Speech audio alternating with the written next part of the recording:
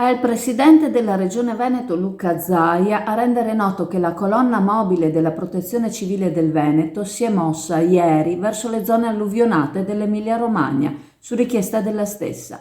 16 sono le squadre di volontari altamente specializzati coordinate da 2 funzionari della Direzione Protezione Civile della Regione Veneto a muoversi dove si è dimostrata la necessità del loro intervento. L'esigenza adesso è che il meteo dia una tregua in modo da poter contribuire a dare un aiuto concreto alle aree disastrate.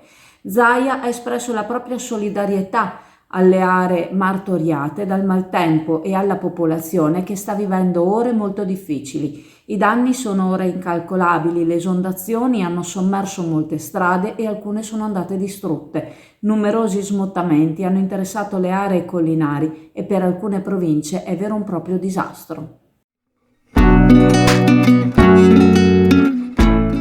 Preparati a gustare le specialità tradizionali e le novità esplosive che potrai trovare all'Indiga. Gelato artigianale anche per l'asporto, per gustarlo in compagnia dove vuoi tu.